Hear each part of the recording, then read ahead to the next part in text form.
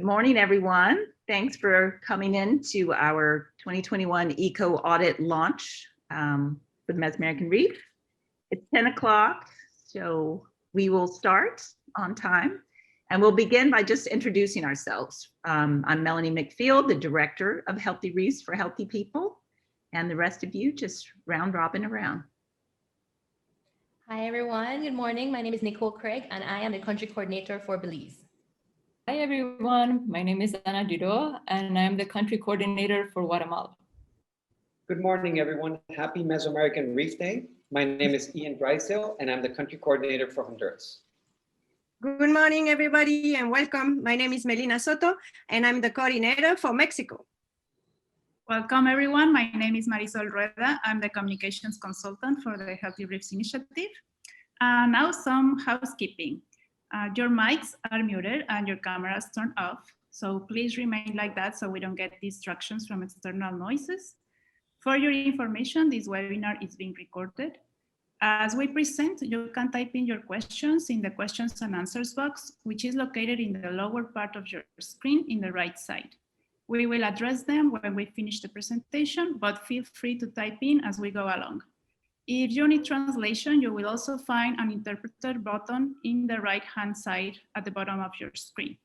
And you can choose to view in gallery or speaker mode at the right-hand upper corner of your screen. Now back to you, Melanie, so we can start this presentation. Okay, thanks. We are going to begin with just showing you the Healthy Reefs video. Actually, first I wanted to show you the agenda. I meant to pull that up as you were speaking, but we will go through probably 11:30 if we run on time. And so after our video, then I'm going to give a little background and then the coordinators, and then we'll have question and answer. Okay, and then our closing presentations by Alejandra Serrano of ELAW and Maria Jose Gonzalez of MARFUN. So now we will go into the video.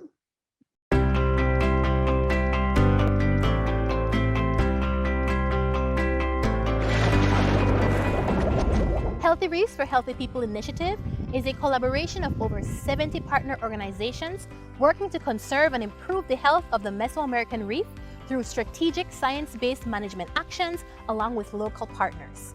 In this 2021 Eco-Audit, we evaluate ourselves, the people entrusted with taking care of the Mesoamerican Reef. This Eco-Audit evaluated the extent of implementation of 28 recommended management actions. Each is assessed with specific grading criteria and backed up by verified documentation. They are grouped into 7 general themes, with each country receiving a comparable grade. This is our 4th Eco-Audit, spanning a decade of conservation effort. Join us to celebrate our achievements and to push for swifter implementation of the remaining recommendations. The 2021 Eco-Audit is now in, and Belize has again secured the highest score, with 70% of the recommended management actions now complete. This is followed closely by Honduras, Mexico, and Guatemala. Since our last Eco-Audit in 2016, the regional score increased from 62 to 66%, with Honduras and Guatemala having the largest gains. 12 of the indicators increased, 10 remained the same, and 6 actually declined.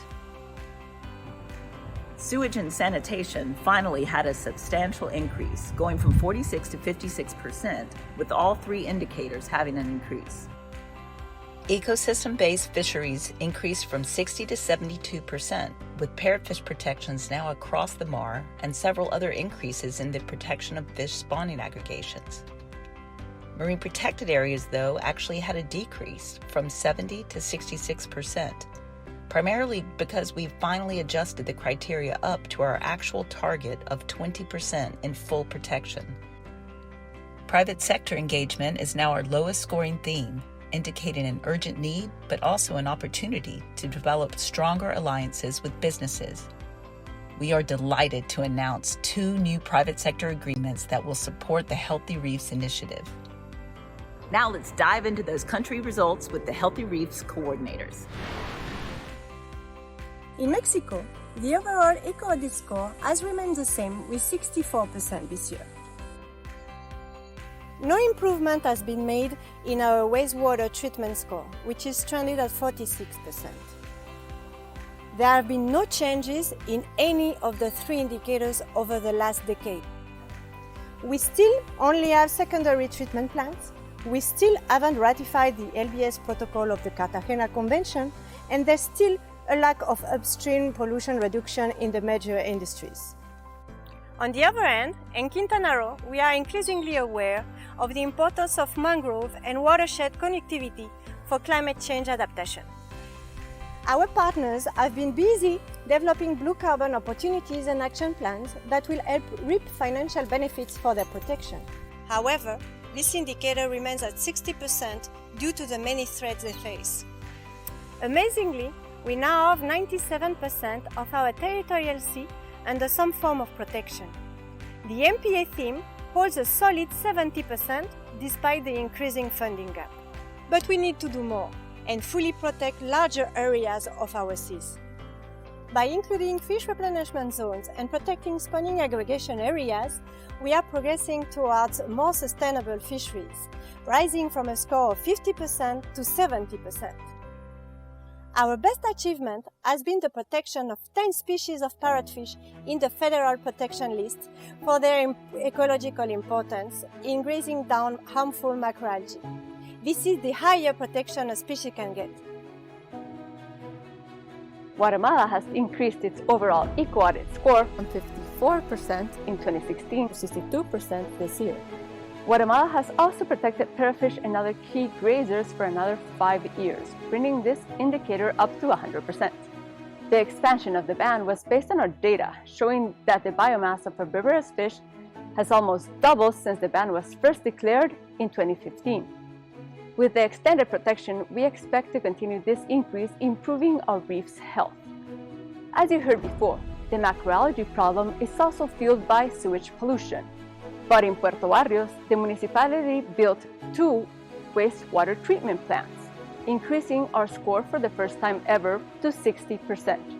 Although this is a great achievement, Guatemala still needs to adequately manage its watersheds, especially the Motagua River, which introduces a variety of contaminants to the mar. HRI and its partners have explored, promoted, and helped achieve Guatemala's first fully protected replenishment zone on the most well-developed reef in Guatemala, named Cayman Crown. We went from having 0% of our reefs in full protection to 32%, surpassing the new target and fully achieving this indicator. The percent of our territorial sea that is fully protected is now the highest in the region, earning a 60% completion score towards this important indicator. Belize's overall Eco-Audit score slightly increased from 68% in 2016 to 70% this year. Belize expanded the Zapadilla Keys Marine Reserve to better manage resources on our side of the amazing Cayman Crown Reef. This increases the percent of territorial sea included in gazetted marine protected areas and demonstrates a collaborative approach to science and conservation. The revised Fisheries Act empowers fishers with specific rights-based benefits countrywide, raising this action from 40 to 100% implementation. We now have a total of 8 recommendations that have been fully implemented, more than any other country. Belize has some important emerging efforts to engage our private sector directly in conservation, such as the Fish Right, Eat Right campaign, which should help us achieve more sustainable seafood. But overall, there is not a high level of private sector engagement or incentives offered by the government. Belize also urgently needs to improve sewage treatment facilities given our growing population, and this indicator has not improved at all over the last decade. In Honduras, the overall Eco-Audit score increased from 60% in 2016 to 66% in 2021. One of our most important successes for Honduras was the ratification of the Cartagena Convention and its wastewater protocol in 2018. This will allow the creation of better wastewater treatment plants that will diminish nutrient pollution. Also, all of the treaties that support coral reef conservation have been ratified, going from 20% to 100% in 2020. There's also good news for Honduras' marine protected areas, which have increased to cover almost 42% of our territorial seas, although only 2% of the territorial sea is within fully protected replenishment zones. These MPAs are now also supporting economic alternative livelihoods for fishers, with the implementation score doubling from 40% to 80%. Yet, there are still important steps that need to be taken, such as improving the management and patrolling of our protected areas, which is a score that actually decreased from 60 to 20%. The private sector also needs to be more involved in marine conservation actions, and a stronger alliance must be established between the governmental entities, private and civil sector, as there has been no change in this score, one of the lowest in the entire Eco-Audit. Only half of our protected areas have minimal private sector support, and the other half receive no support at all. There is more work to be done to identify and protect bleaching resilient reefs, and to implement carbon sequestration strategies. Given the escalation of climate change impacts, we need to increase the pace. Thanks, team. We can all celebrate these management actions and the fact that HRI is evaluating both ecosystem health and management. Unfortunately, improving from a 54 to 66% implementation over a whole decade really just isn't good enough to protect reef health.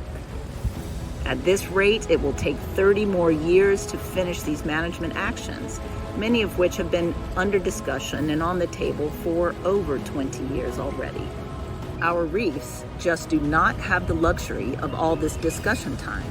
The stressors of global climate change, pollution, and overfishing continue to increase. Protection requires money and sustained effort.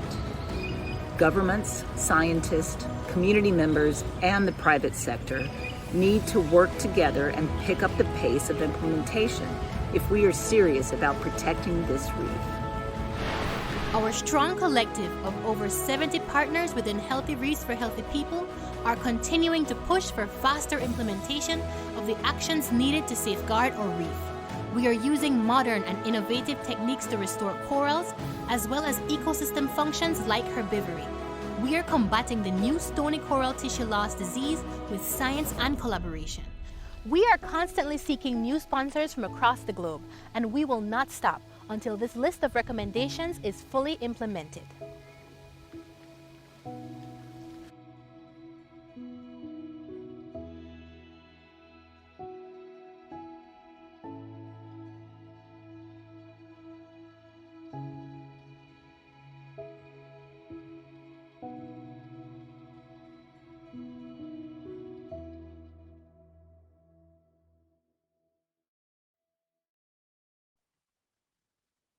Okay, I hope everyone could hear it all right.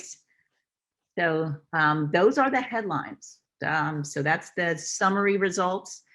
And now we're going to go on with I'm going to give you a little background about how the Eco-Audit was formed, how it fits into our overall adaptive management scheme, and then go into a bit more detail about the 2 indicators that have been updated this assessment period. So I just want to always start with, again, thanking all the partners in the Healthy Reefs Initiative. This is your work that's being highlighted today. So, Melanie, oh, yes. Presentation mode. Sorry. I couldn't hear you, but I think that's what you said. Better? Yes, thank you. Okay, sorry. Okay, so this is the one I wanted to show you. In the video, I talk a lot about picking up the pace, right? And that this is a term that we've said since the very first Eco-Audit in 2011. We got that score of 54%. So, sorry, in the second Eco-Audit, we said, great, we increased from 54 to 58. That was over a 3-year period, so 1.3%. And then we got a little better for 2016, the rate of change, because the amount of time was a little bit less. It was exactly 2 years. So we had a 2% increase, but now we have another 4% increase, but it's over a 5-year period. So we've actually slowed down. And that's this, inflection point that kind of corresponds to the decline in reef health in this last assessment period of our last report card, we also measured our first decline in reef health, and we've measured our first decline in the pace of implementation of these management actions. So maybe we shouldn't be surprised at that. That is what we kind of expect from reduced management that you would have. I didn't realize these were all clicks, but this is our scheme, a schematic of how the report cards have always included these management recommendations for policy implementation, which we measure the implementation degree by country in the eco-audits.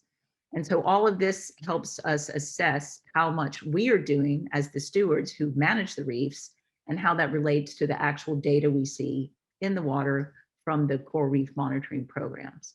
So it is part of this. I think this eco-audit is a key element of the cycle. We implemented it after the second report card, as we realized we're just going to be making the same recommendations over and over.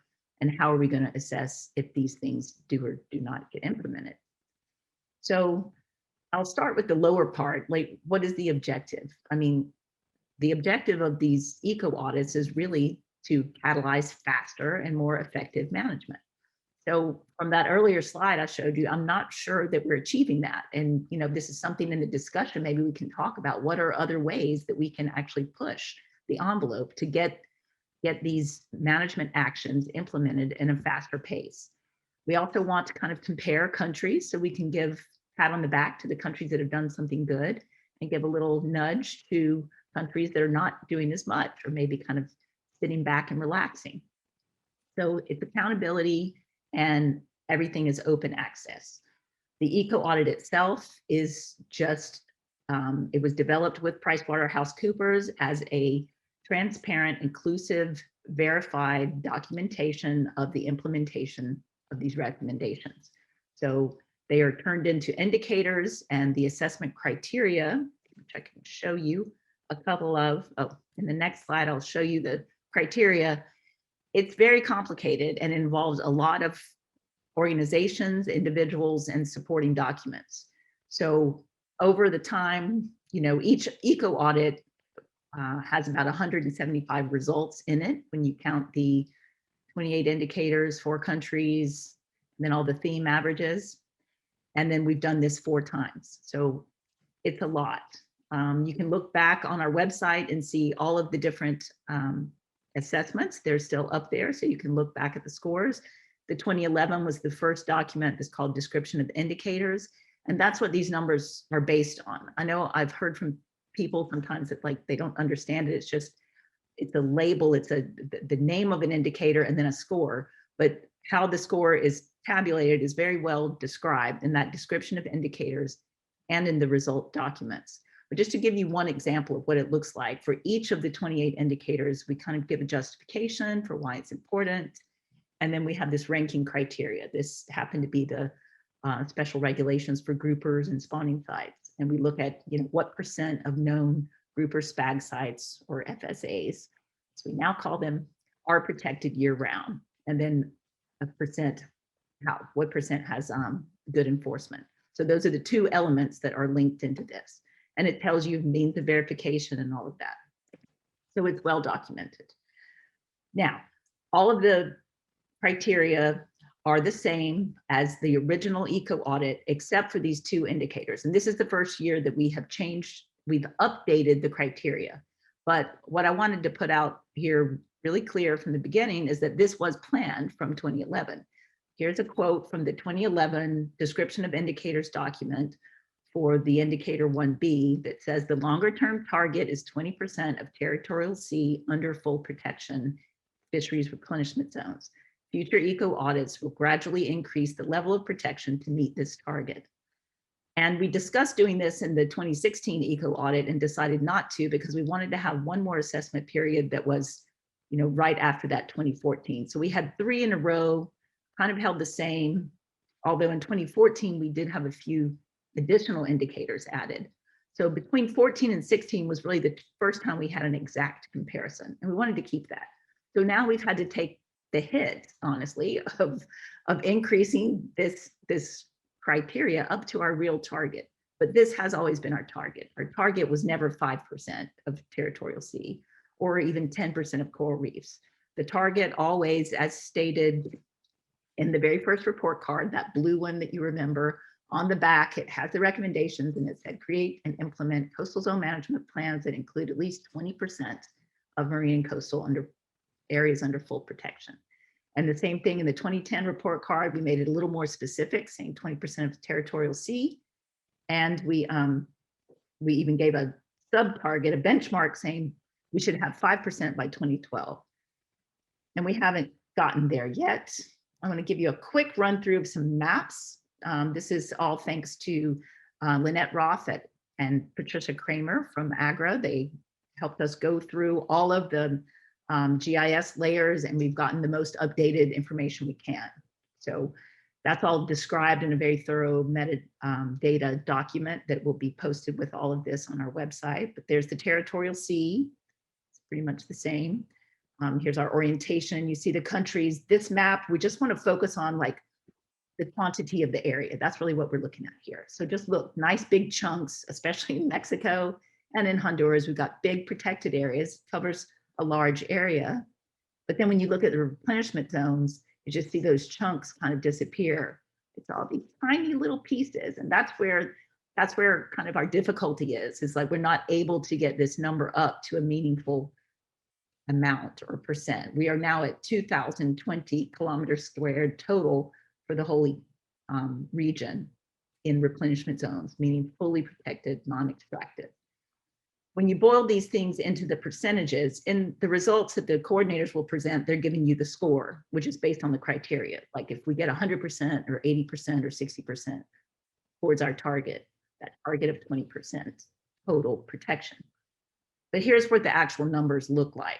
Again, overall for the MAR, great number here. The amount of territorial sea and marine protected areas is 58, but we're still stuck in 3% of the territorial sea in replenishment zone. It's been there for a while. Coral reefs went up a bit, it's 15 regionally, and with the kudos mainly to Guatemala for increasing it, and also with Mexico at 18. Just, sorry, didn't want to see that. Just looking at the area here, you can also see that the area has gone up. That some of the percent is a little tricky because the territorial sea number has changed because of some of the conventions and the way that that is calculated. But you can see overall, here is the increase from 2011 with 1,182 kilometers squared replenishment zone up to the 2020 in 2020. Curiously, so we have made some progress in establishing these. It's just when you look at it as a percent of the overall reef, or particularly the territorial sea, it's not that much. My final slide is just a summary of what is available on the Eco-Audit resources. The interactive website that Marisol will go over soon, the video that you just saw, we have results tables.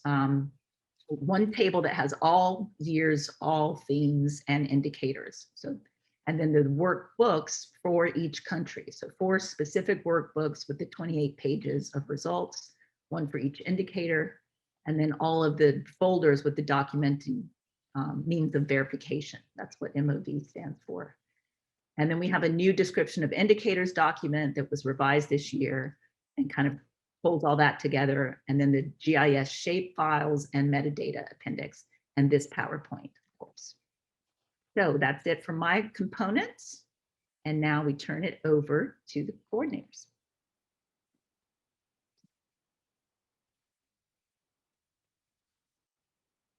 Or Nicole. All right, hello again, everyone. I am Nicole Craig again, the country coordinator for Belize, and the other coordinators and I will give you an overview of the Eco-Audit results. So we're first going to start with a brief introduction for each theme, and then we're going to go country by country, each coordinator presenting their results, starting with P1, marine protected areas. Sorry. Antonio, from translation, we don't hear you. Antonio, no te escuchan. No sé si hiciste algún cambio en tu micrófono. No escuchan la traducción en la sala de español ni en la sala de inglés.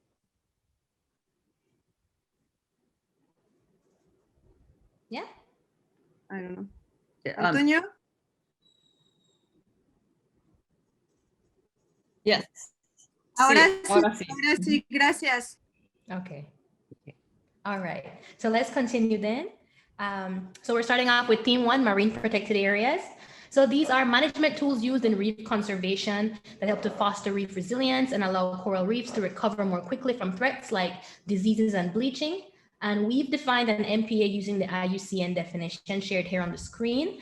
And the map to the right, as Melanie just showed us, is a map of all the MPAs in the MAR. So under this theme, we're going to explore the spatial extent of MPAs and the degree of management and enforcement capacity of all MPAs within the MAR, and the 6 indicators are listed here.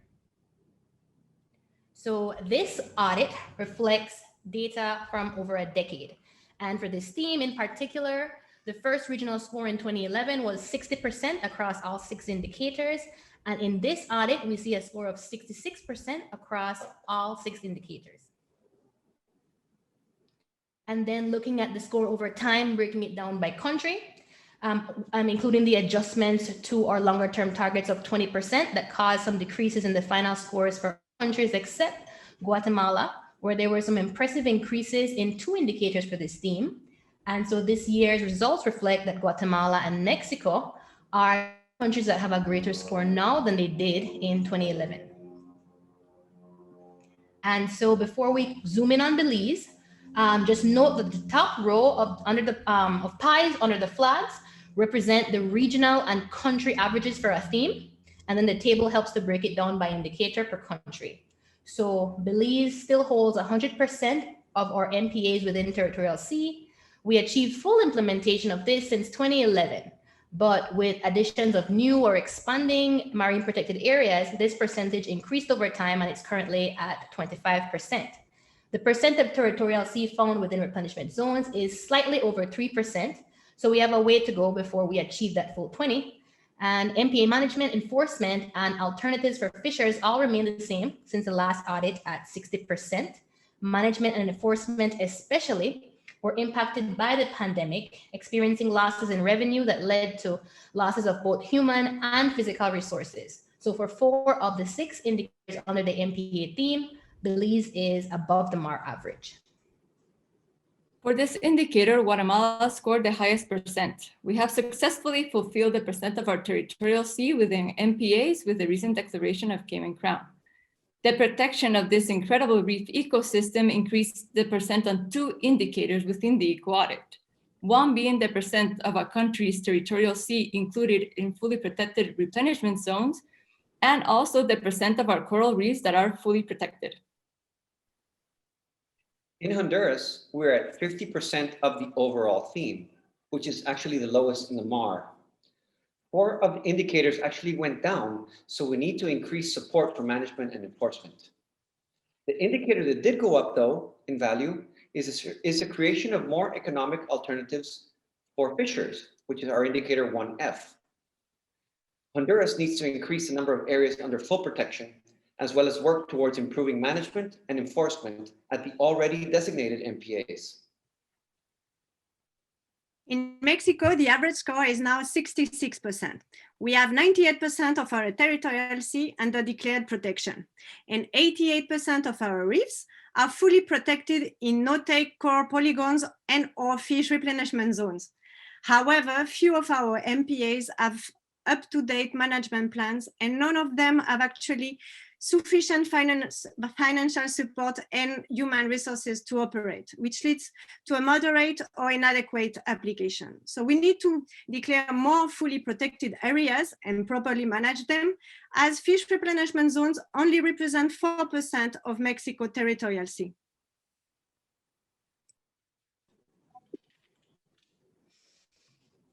So now for ecosystem-based fisheries management, well, globally, more than 80% of the fisheries are overexploited or have collapsed. In the MAR, one of our biggest threats is overfishing or destructive fishing practices. In order to bring back our fish, we required appropriate management of fishing areas and practices. In this indicator, we measure how we have harmonized fisheries regulations among the countries, grouper and fish spawning aggregation regulations, the protection of key grazers, and transformation of all open access fisheries to rights-based sustainable fisheries.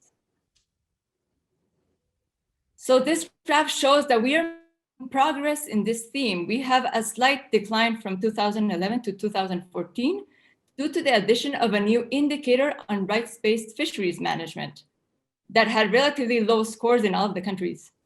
This is our second highest scoring theme this year with 72% implementation. Over the years, Belize has scored the highest on this theme. We have had an increase after 2014 for all the countries, and Guatemala and Honduras gradually increased their scores, and both are now at 66% for 2021. Now that we've seen the trends, let's take a closer look into the country results. In Belize, full implementation of managed access puts us at 100% for transforming open access fisheries to rights-based. We now have 2 indicators under this theme with full implementation. Belize remains at 80% for grouper fishery regulations, with enforcement being a key contributing factor, as managers report that only 63% of our spawning sites have at least moderate enforcement. And to increase, we need at least half of our sites with good enforcement. For Guatemala, I'm pleased to report the 100% fulfillment for protection of key grazers. We first protected parrotfish in 2015, and the ban has now been extended to 2025. But Guatemala still needs to work on developing rights-based sustainable fisheries management because this indicator scored a low 20%. In Honduras, the indicators that pertain to grouper regulations and changing from open access to rights-based access sustainable fisheries actually increased, which is good news. Whereas the protection of key grazers actually decreased. So what we need to do in Honduras is we need to increase the protection of herbivorous fishes. As right now, parrotfish are only protected in the Bay Islands and Cayos Cochinos. So we need to expand this to include the entire north coast of the country. As you know, parrotfish are finally protected in Mexico. Last but not least, we included 10 species into our federal protected species list for their ecological importance. And this is the highest level of protection in the region. But also, 6 of 8 visually confirmed fish spawning aggregations are protected, and 3 of them are actually monitored by local fishing cooperatives. However, several cuts to the environmental institutions make enforcement and regulation and the sustainable management of our resources very difficult to achieve. So this is why the fisheries theme gets an average of 70%. Our third theme is coastal zone management, and this relates to the management of the coastal zone. As we all know, everything that happens on land will have a direct impact or effect on the reef. This is why we measure coastal zone management plans, watershed management, and the extent of mangroves as an indicator to see how effectively we are managing the coast.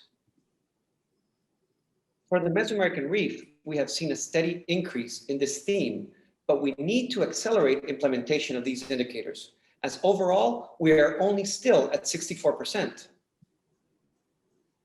Here we can see that all countries are slowly increasing, but we did see a drop in Honduras between 2011 and 2014, which is due to our addition of 2 more indicators, which measure how watersheds are managed and how well we are controlling or protecting mangrove cover. But all are showing a steady increase. Mexico has had the highest score at 74%, Honduras is at 66%, Belize at 60%, and Guatemala scores at 54%.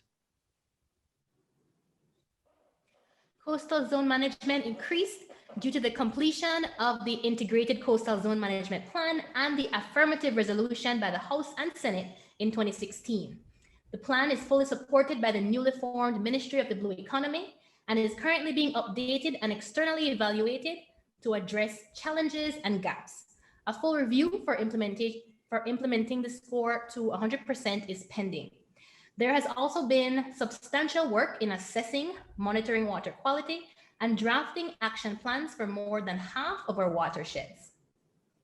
Guatemala has a policy for coastal zone management developed in 2009. However, the plan still needs to be implemented, especially zoning regulations and enforcement. The scores for watershed management plans and mangrove extent have had no change since 2014, meaning that there are more actions needed to raise these scores. For Honduras, one of the indicators actually increased in score, which is the one that looks at the extent of mangroves as coastal protection. While unfortunately, the other two indicators remain the same. What we need to do is increase the implementation of watershed management plans in order to protect our reefs, as we know that everything impacts the reef. And we also need to declare and protect more mangroves and wetlands through the Ramsar Convention. Mexico is leading in that theme with an average of 70%. We have several territorial and coastal zone programs in place. The importance of watershed management is very well recognized, and several municipalities have their watershed committees in place. Mangrove is also protected under the federal law. However, once again, lack of finance and enforcement lead to very low levels of implementation, and illegal acts are very often without consequences, giving that last indicator a score of 40%. The high level of nutrients present in sewage runoffs can result in the proliferation of macroalgae that compete for space in the reef. Sewage, as we know, also contains bacteria and viruses that are linked to disease outbreaks. And this is why for this theme, we take in three main indicators. So first, we follow the extent of each country that adopt and implement the stricter regional water quality standards, state land-based source, LBS, pollution protocols of the Cartagena Convention. Second, we measure how many new and improved tertiary facilities are being installed in order to meet those LBS standards. And third, we evaluate how the country reduces upstream watershed pollution through better management practices, action plans, and regulations. Next. So as we can see, sanitation and sewage treatment has been the lowest scoring theme over the years for the region, but seems to have finally improved over the last lapse of time due to the ratification of the LBS protocol and its water quality standard by Honduras. So Honduras and Guatemala have shown the greatest evolution over the years, when Mexico and Belize have shown almost no improvement. And this is very concerning, as this theme is not only linked to the health of the reef, but also to the one of the human, of the people. So let's see why, let's understand why. I'm sorry, I was muted. Sewage and sanitation overall had a slight increase to now 66%. And that's due to improvements in our management practices, especially with the release of the Belize River Management Plan and effluent limitation regulations for at least 2 of the 6 major sources of pollution. The other indicators have remained unchanged due to no increase in the number of wastewater treatment plants and no recent evidence to that we are better enforcing or improving our compliance with existing regulations. Belize currently has 3 water treatment facilities, and according to Belize Water Services, these 3 systems only serve 18% of consumers. A great achievement for Guatemala is the construction of 2 wastewater treatment plants in Puerto Barrios, benefiting 1,200 houses, increasing this indicator for the first time ever from 20 to 60%. However, we still need to work on wastewater management and the reduction of upstream watershed pollution that greatly impact our reefs. This score actually increased for Honduras because we finally ratified the Cartagena Convention and its protocols. And we're happy because these protocols call for stricter and higher wastewater quality parameters. We now need to focus our efforts in building and operating more treatment plants, not only in the Bay Islands, but also in the entire North Coast. We need to reduce the pollution that enters our waters because these affect human health and also coral reefs. As you know, in Mexico, no improvement has been made in our wastewater treatment score, which is trended at 46%. We still haven't ratified the LBS protocol, and we still haven't updated our national norm, the norm 001, which has more than 20 years of delay. The vast majority of municipal wastewater treatment plants in Quintana Roo are old and obsolete, and none of them are tertiary. However, the new federal rights law establishes stronger standards for the Yucatan Peninsula, and we have several strategies to reduce water pollution. So we have some valuable framework for hope, but we need more political will and resource to implement them. Research, education, and awareness. So scientific information helps to better recognize problems, address threats, create awareness, and gain political, financial, and public support. Greatly needed for reef management and conservation. In this indicator, we measure how the region is effectively monitoring reef health, assessment of the economical value of coral reefs, understandable information about reef condition, and the development of interdisciplinary partnerships. So research, education, and awareness was our highest scoring theme this year with 86% implementation. And this has been our highest scoring theme over the years. And mainly it's because of the effective standardized trainings and monitoring of coral reef health. HRI and its partners have been monitoring the reef health for more than a decade. The reef health data is then presented through our report cards that serve as a great and effective communication tool. Our partner organizations in the MAR understand that having scientific information about the reef ecosystem and creating awareness is important to adequately manage our reefs. So Belize had the highest score in this theme with 100%, followed by Honduras with 96%, Mexico with 80%, and Guatemala with 70%. The countries have all increased their scores since 2011. But Guatemala, Honduras, and Mexico still need to work on updating the economic evaluation of coral reefs. However, we are pleased to report that there are efforts underway from the Inter-American Development Bank to update the information on the economic valuation of reef ecosystems in the MAR region and the goods and services they provide, which may increase this score regionally for future eco-audits. Belize has 100% implementation for all indicators under this theme. We work together to release report cards and make data available for expansive research. Our local organizations and relevant government departments continue to engage the public through various platforms with reef health information and keep looking for ways to expand our understanding of reef health, including socio-ecological surveys that explore resource use by fishermen. Also, World Wildlife Fund is working on a new valuation document that focuses on tourism and fisheries. Guatemala is lacking information regarding the assessment of the economical value of coral reefs, so we only scored 20% completion on this theme, on this indicator. We have achieved 100% in the effective standardized monitoring coral reef health and management of this information and the understandable information on coral reef condition that are both regional scoring indicators. In Honduras, we're really close to Belize. We have fully completed 3 of the 4 indicators in this theme. And I'm very pleased to say that this is all thanks to the incredible support of our partners in Honduras. We could not do it without you, thank you. But in order to complete the entire theme, Honduras needs to calculate the economic value of its reefs, which right now has only been done for the Bay Islands, and we have forgotten about the rest of the North Coast.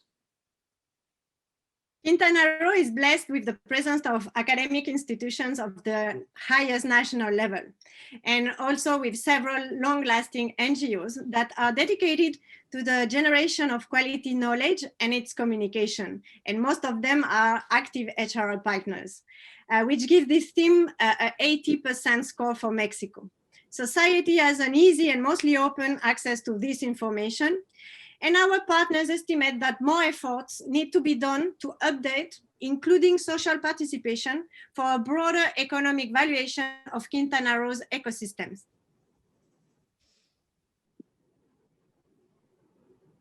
The private sector is a key player in proper management of marine areas, as they are not only the stewards, but they also greatly benefit from healthy ecosystems through natural tourism.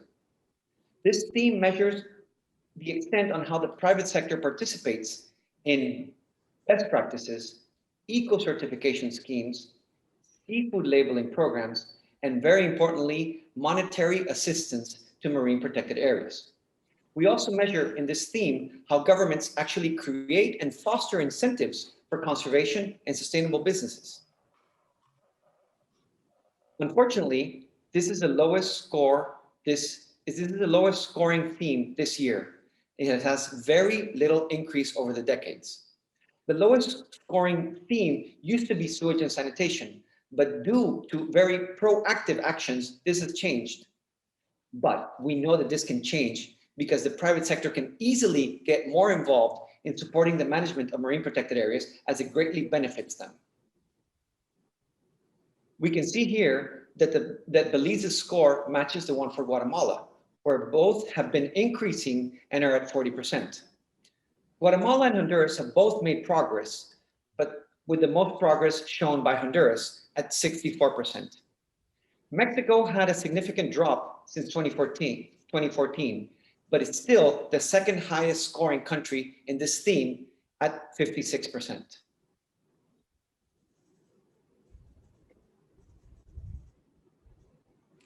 Sustainability in the private sector has always been Belize's lowest scoring theme, now with an overall score of 40%. We still lack government-provided incentives for adopting eco-friendly practices.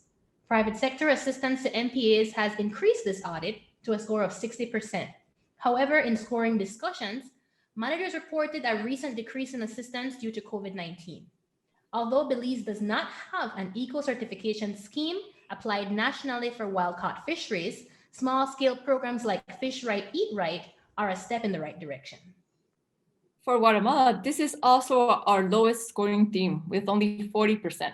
We have a low score of 20% for the adoption of seafood labeling programs and very little progress in the development of voluntary eco-standard programs for marine recreation providers. We also need to work on engaging the private sector to support conservation specifically for our reef ecosystem. Honduras is very pleased to say that they have the highest score of the Mesoamerican Reef in this theme. One of the indicators, which is 6D, which measures how the government creates incentives for conservation, has a highest score of 100%. It's the only country that has reached this milestone so far. Unfortunately, two other indicators decreased in scores. We need to improve these scores. More marine recreation providers need to implement best practices, and we need to increase how the private sector supports conservations. We need to do this because private sector greatly benefits from the good management of protected areas. So Mexico holds the second place for that team with a 56% of average. While we celebrate the fishing cooperatives, hotels, and tour operators that are implementing best practices and reaching certification and labeling, they are still the minority. And very few of the private sector is actively involved with their neighbor MPAs. So we need stronger commitments and actions from the whole sector in order to make the Quintana Roo state's valuable master plan for sustainable tourism a reality. Next. So the last theme, theme 7, global issues, is dedicated to how the region is positioning itself in the international level to face global scale threats such as climate change. So in this theme, we have 3 indicators. The first indicator measures the extent to which a regionally accepted map of potentially resilient reefs has been adopted and used. The second, we follow the number of international treaties and conventions that have been ratified by the countries. And finally, the last indicator measures the application and progress of an incentive program for ecosystem services, such as carbon sequestration, as climate change adaptation and mitigation tool. So we have seen a very slow but steady increase from 50% in the first Eco-Audit to 64% this year. So let's see a bit the detail for the country. So in reality, this theme has really not much evolved along the years for the 4 countries. Belize holding the first position over a decade. However, since the last Eco-Audit, Honduras has made a strong increase. So let's understand why.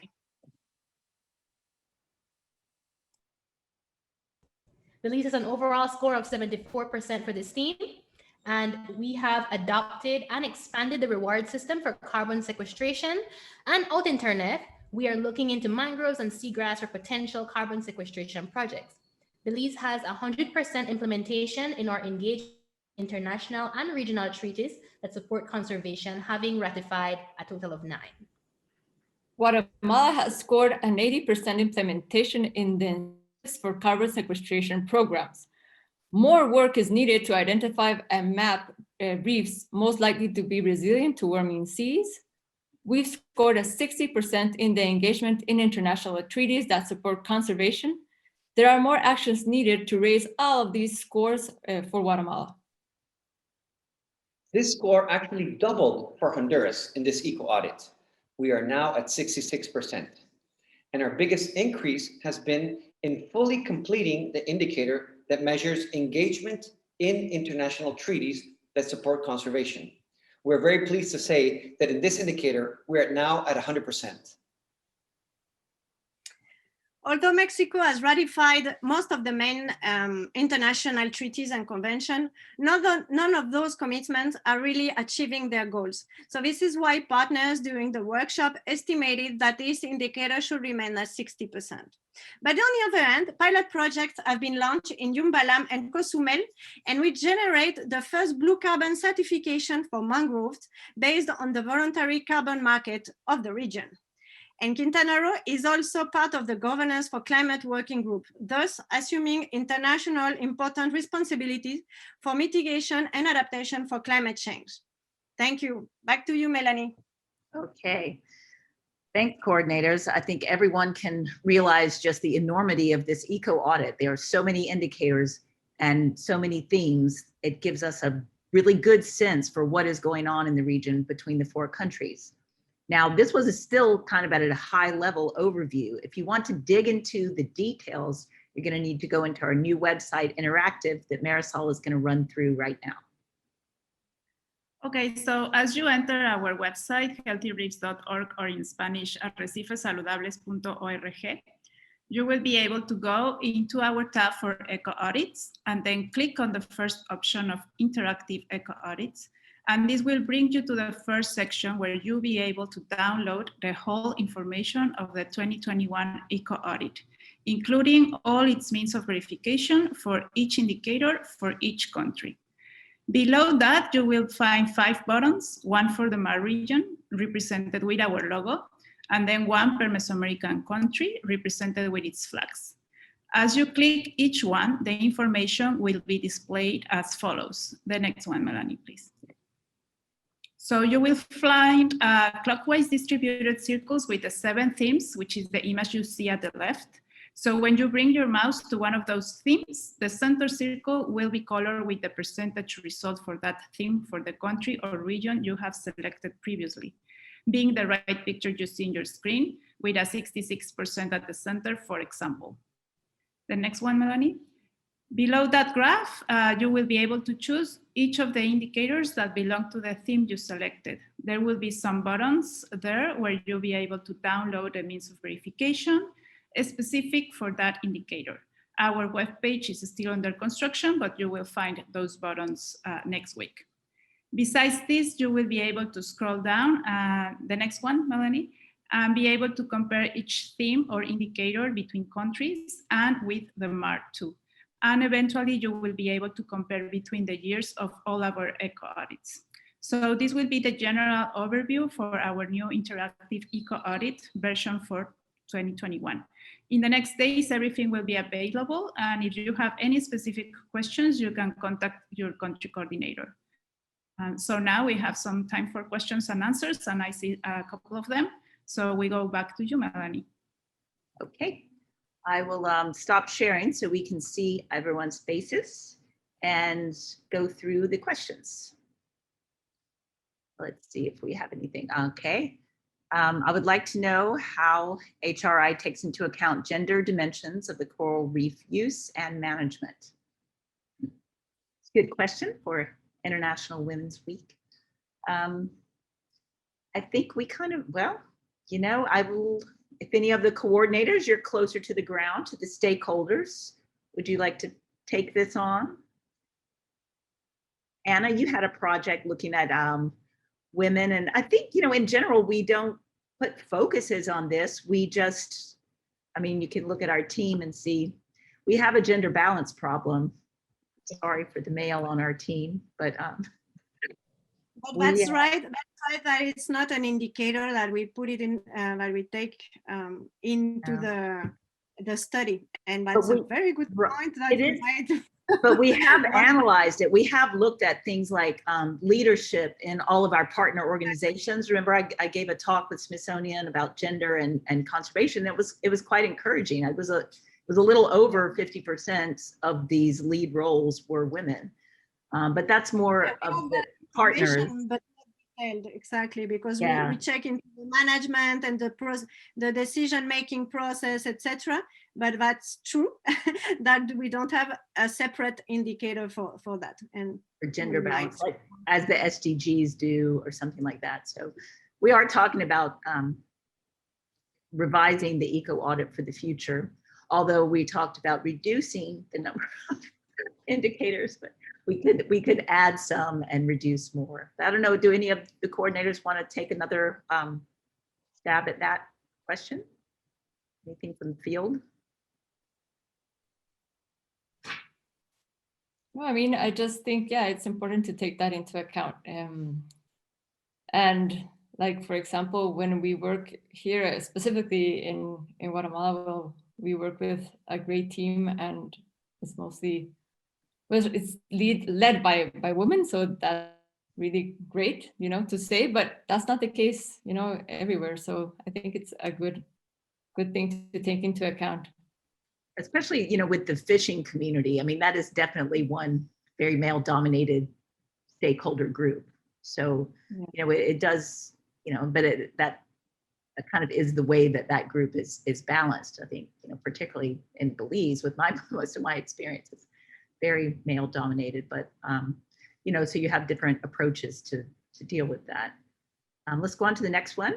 How did last year's hurricanes, Eta and Iota, affect the reef health? Is there an approach for restoration when these environmental events happen? I'll let Melina take that. Sorry, I was muted. Yeah, actually those impacted more Honduras. We had more damage with Delta and Beta and all the other ones. Yeah, we don't have yet a specific evaluation, but here in Puerto Morelos, for example, in Quintana Roo, they have implemented brigades, first reaction brigades, first help brigades, and very rapidly after the hurricanes, they went out to evaluate the damage, and it was pretty consistent. And so based on that, very quick actions were taken into place. So these are like first aid actions, and it's basically fixing all the broken pieces of corals, etc. Because once the fragmenting corals are rolling in the sand, they get damaged and die. So if you can quickly fix them, stabilize them, they will have a chance to survive. And then here in Quintana Roo, we have we are blessed, we have the luck to have an insurance, a parametric insurance. So that came into action that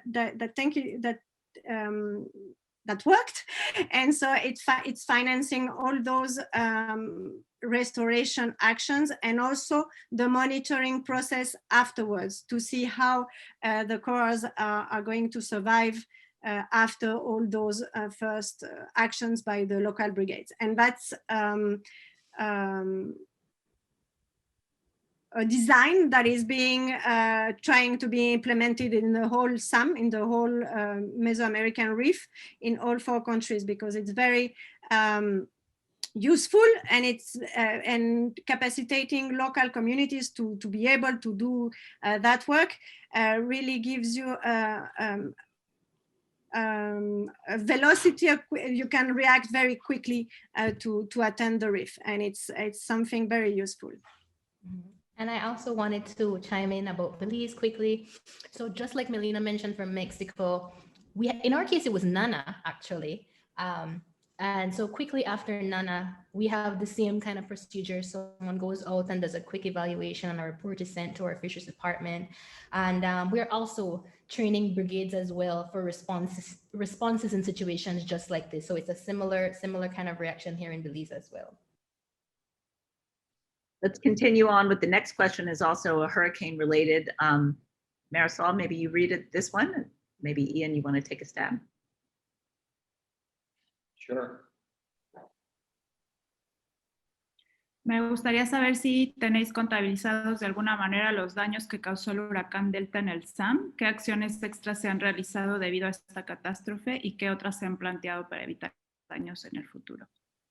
So far, through the help of the MAR Fund, we are creating these brigades that Melina mentioned in all the 4 countries of the Mesoamerican. Because of the COVID issue, we were not able to train the people that we had planned last year in Honduras. So we're actually waiting for the pandemic to either slow down or stop completely, so we can start training these people that we have already identified in the 4 countries in order to create these brigades that will then respond to damages that hurricanes and storms will cause on the reef. It's very difficult to actually reduce impacts that hurricanes will have on the reef, because you have to see that in the long term. In order to actually reduce impacts of hurricanes and storms on reefs, we need to protect mangroves, which is one of our indicators. We need to have coastal zone management plans that have runoff and sediment in their plans in order to reduce those impacts. So we have to see it as a whole and not just see it as we need to stop the impacts of one hurricane. We need to see it as how what we do on land will also greatly affect the reef. That would be the answer for that. Thanks, Ian. I'll take this next one. It says, you just mentioned the SDGs, so I find it interesting that there is no obvious alignment between the audit and the UN SDG framework. Are there any plans to do this so we can see how the HRI is actively contributing towards the achievement of the UN SDGs, especially 14? Well, I mean, I think the first answer is that we preceded their current, we did this in 2010, 2011. The first one was published in 2011. So we're trying to evaluate back to what we have done. And these are recommendations that we came up with focused on the Mesoamerican Reef for improving reef health based in our report cards. So we're not holding countries accountable to something that we haven't been saying for years we need to do. But I would say that it does align with the SDGs. And in this page of our report card from 2020, we have a nice little summary. It's on page 34. I'm going to try something here. Does it work? Do you see it? I can't tell if you see it, but that page, we are contributing to at least these 4 of the SDGs. And of course, you mentioned 14 and life below water. The SDGs are looking at the area under protection, and we are considering real protection, full protection, which is the replenishment zones. And we're also looking at sewage and sanitation, which is one of the SDGs. So I'd say we are, it's just we're not labeling it that because we did ours before they did. Okay, so the next one, Marisol, you take it. ¿Es posible conocer la metodología y acceder a los datos que originan los resultados temáticos? Sí. Sí, de hecho, todo eso va a estar disponible en nuestra página internet, como enseñó Marisol. Ahí van a estar toda la metodología, todos los indicadores descritos y también todos los métodos de verificación, les llamamos MOVs. Entonces ahí están todos los documentos por país, por tema, por indicador. También todas las fuentes de información, Alfredo, van a estar ahí como tu siguiente pregunta. Y también justo las personas que se encargaron en proporcionarnos esta información. And to translate that question, the question was, will all this information be available to see how we are actually carrying out the Eco-Audit? And the answer is yes. Everything is going to be very soon available on our website at the new interactive Eco-Audit tab. Very good. And the last question, I'd love to hear a little more about the community involvement aspect. What does community involvement look like? More specifically, how are scientists on the ground in these communities, and how do they in turn get more involved? What's the impact on research of being able to work with communities? No parachute science. So you guys take it away, the coordinators. Because the Healthy Reefs is a regional initiative, we measure what our partners are doing. We bring together more than 75 partners in the entire region. And a lot of our partners are actually doing this work within the communities. I can make a clear example in Honduras, where the Coral Reef Alliance is working very closely with the communities in Tela. And because of the creation of their marine protected area in the Bahia de Tela, they are now working with fishers and creating more alternative, more economic alternatives for these fishers that will not be able to fish where they used to do. So it has to do with what our partners do. We say what our partners do, we measure what our partners do, but we as Healthy Reefs don't really implement a lot of the activities that we do measure. So for example, that there's one indicator that's called the development of interdisciplinary partnerships that combine social and ecological research. And that indicator, actually, if you go in and see what we are measuring, we do take into account, the social ecological part of this, right? So we do measure how the community involvement aspect and on that indicator as well.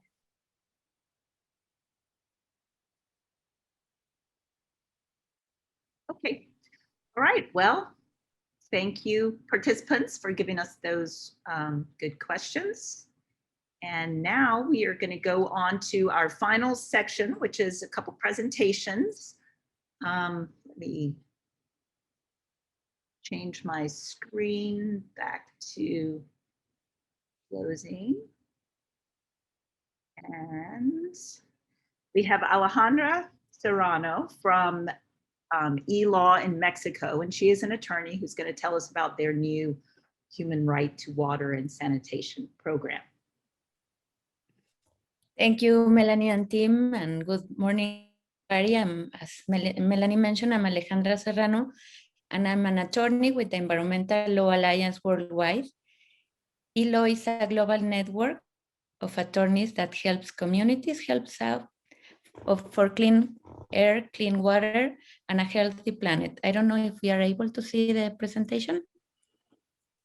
Are you guys seeing it? No. Oh, sorry, I thought it had worked. No worries. No, I can't. That.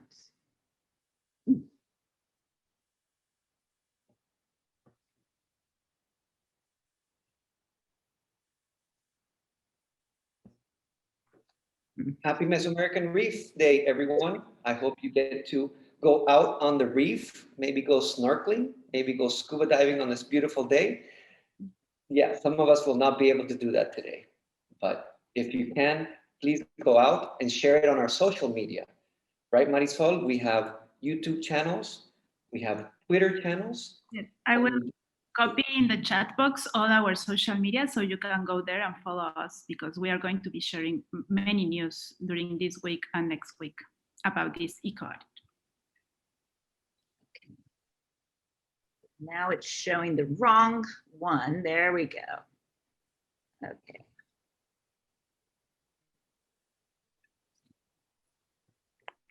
I can continue, but there we go. When you have it. Do you have it now? And now I go yes. into, okay, sorry about that. Next one, no worries. So as I was explaining, through the E-Law network, attorneys share legal strategies and access technical support to protect ecosystems and communities around the world. Next one, please. The right to water and sanitation is a human right recognized by the United Nations since 2010. The United Nations make a call upon national governments and international organizations to provide safe, clean, accessible, and affordable drinking water and sanitation for everyone. Next one, please. Last January, the United Nations Special Rapporteur for Human Rights and Environment, David Boyd, acknowledged that balancing needs for water with the health of aquatic ecosystems is one of the key challenges for the 21st century. Next one, please. So we all have work to do to meet this challenge. We are working with partners in the Mesoamerican region, including Healthy Reefs, the Mexican Center for Environmental Law, and Centinelas del Agua to meet the challenge. These local organizations are promoting strict water quality standards and educating citizens about the human right to water. They amplify citizens' voices in legislative efforts to build a general water law that protects human rights and water. That's how Water Our Right, in Spanish, Agua Nuestro Derecho, was born. Next one, please. So we are a group of citizens. This is a video, please. We are a group of citizens, organizations, and academics in Mexico focused in protecting the human right to water and sanitation and a healthy environment. And now we are joining allies around the region who are also working to protect these rights. We have opportunities and it's a good baseline in the region already. So next one, please. As an example, in Honduras, the human right to water is protected by the Constitution and the General Water Law. Next one, please. In Belize, is a signatory to a number of human rights conventions that uphold the right to life, health, and clean water. And finally, next one, please. Guatemala, in Constitution, recognizes water as a public good, and in the national policy on water and sanitation, promotes an active citizen participation to protect the human rights and gender equity to ensure a safe, effective, and continuous water supply. We know that we have a path to walk. Next one, please. But together we can go further. We invite you to join the conversation as we launch the regional campaign on March 22nd. These are the partners, some of the partners. It's a bigger alliance. The next one, please. We invite you to join the conversation as we launch the regional campaign on March 22nd on Facebook and at Agua Nuestro Derecho. Congratulations to Healthy Reefs team for your important work. We are proud to be partnered with you to protect water quality in the Mesoamerican Reef. Stay tuned. Thank you. Thank you, Alejandra. So we couldn't get through this without a technical glitch. So unless that is Maria Jose with the hand up, I got a text from Marisol. Are you there, Maria Jose? Yeah, okay. So she is in a poor connection, kind of on a little bit of personal time, and she wanted to come take some time to be with us, but she sent me her talk. So I will be reading it from my phone and doing the best I can. All right. So she's going to talk about, I mean, we all know the MAR Fund. It is so incredibly important. It's one of our core institutions for financing, and they've been working for 15 years on how to develop long-term sustainable financing to support all the marine conservation.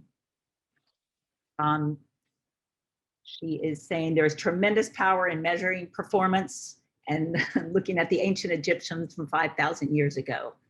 We know that measuring performance and monitoring is what the core of Healthy Reefs is about and has done biennially since 2008. With each report card, they have offered sound management recommendations, which, if implemented, will reduce the impacts of the largest threats to the region.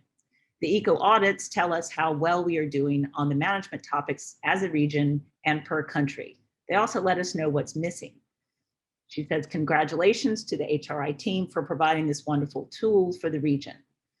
To continue to monitor and measure advances in management, as well as advance the required management measures our region needs, we need to have sustainable financing and money to get it done. I think, yeah, sorry. So the MAR counts on support from valuable bilateral and multilateral donors and partners, such as KfW, the French Global Environment Facility, and the GEF. The Mesoamerican Ridge to Reef project, implemented by the Central American Commission on Environment and Development, CCAD, and supported by GEF, is financing, among other things, restoration of habitats, and they are supporting site-based protection, including MPAs and fish spawning aggregations. Several key foundations are working alongside local MPA co-managers, such as the Summit Foundation. It's key to understand that working with these partners and demonstrating ongoing results is needed. But we need to attract additional donors to the region. Although fundraising is not simple, Maria Jose believes there is a great opportunity for this region. We are seeing more funding options for climate-related activities, such as the Green Climate Fund, as well as options for risk and resilience, which will possibly include COVID relief.